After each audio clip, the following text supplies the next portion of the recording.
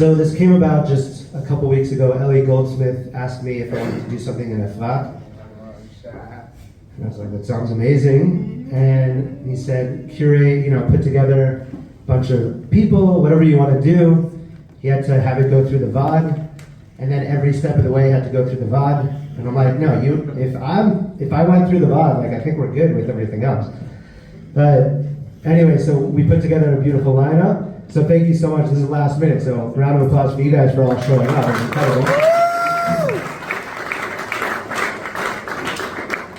So the idea, or at least I work usually in graphics, so I'm like, okay, I'll make a poster and then I'll figure out what's happening.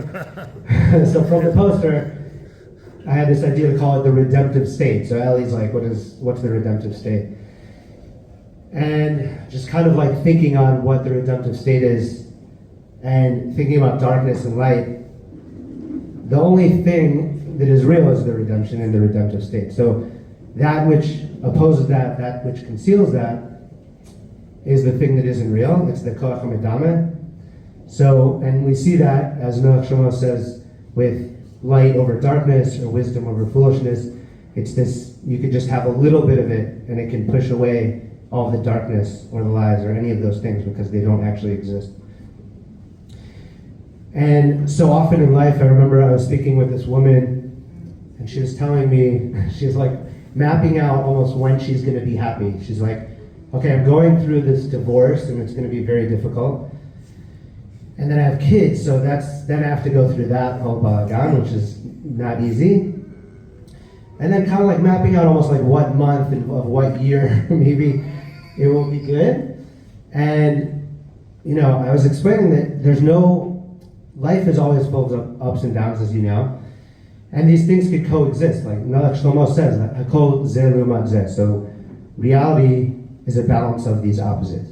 So these things could coexist. You could be going through the difficulty, but at the same time have the Yeshua, or be in this redemptive state. And just last year, I was on top of Santa Barbara. I got lucky enough to stay at this place. It was 100 acres, beautiful. And his family owns, is insane. It has a spring and water over here, and then caves, and just complete dream. You can't describe it. So I went for a hippo to do it, and I had just read The Exchanged Children of Nachman prior. And in the end, the Redeemer, he just has to move a flower into the vase over here, and this thing to put it into the right order over here. Nothing was that. The first short I was on Purim. I wrote a dvar around that. And she had 11 kids, my kid's mom being one of them. And she just always had the best attitude, no matter what, and it was incredible. She was such a light. And she always said, "Tracht good, design good."